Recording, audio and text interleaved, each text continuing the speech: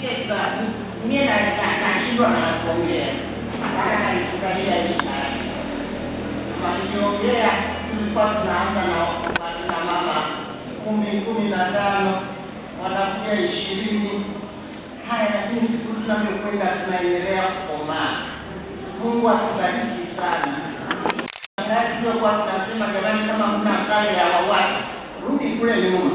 Hatuhitaji walimu mwonekano huu, kwa sababu kitu inaenda mpaka huko tulikotokea. Lakini sisi sio waasisi kama alivyozungumza mama.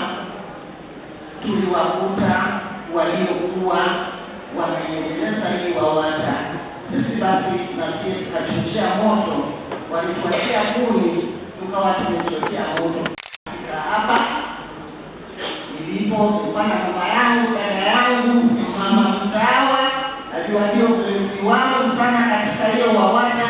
Tukawa tumeangalia katiba ya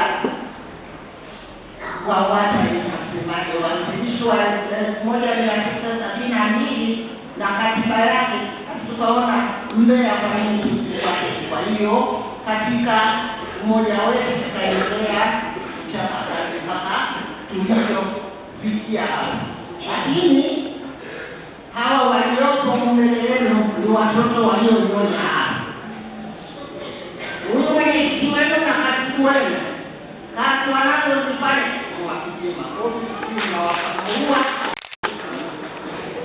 Kazi wanazozifanya ni kazi walizozinyonya kutoka huko, kusema tufanye hivi na kwenye, na wenyewe wanaendelea kusonga mbele kulingana na vipaji vyao walivyowapa Mungu wao. Kwa hiyo kwa upendo wa Kristo, akina mama huko tulipo, tuendelee kutumikia na kuwajibika. Kwa majina naitwa Mama Evelada Mwangwala.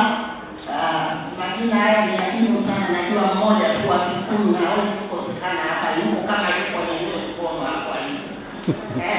Hawezi kukosa popote pale mpaka leo tunakwenda. Majina hayo adimu.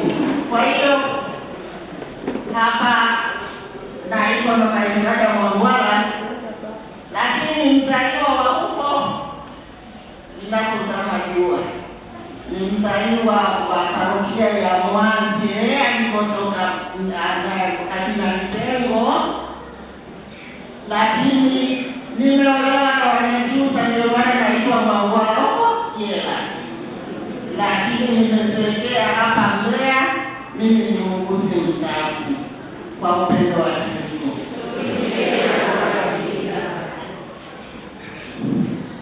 Kwa upendo wa Kristo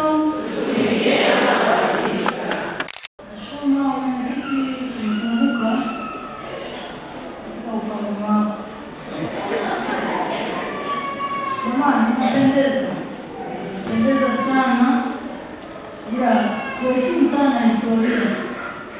Mwenyekiti hapa anafanya vyema, kumbuka kwamba kuna wale tembo wazee wameweza na kusakusa chini, lakini sikii jamani. Natosha kuona jamani, nashukuru. Naitwa Selina Samara, ndiye nilikuwa katika wenzangu mbeleni. Lakini sasa hivi nikiambia kwenye mkutano naweza kuwa nasahau, lakini nafurahi sana kazi ya Mungu inayoendelea. Asanteni. Naishi Mbalizi, mwalimu mstaafu.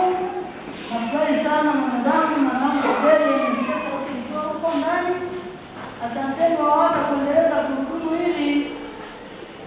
Ndani na siku ilikuwa tunafanya teknolojia inakuwa hata hapa ilipofikia. Sina cha kuongeza wala kukosoa.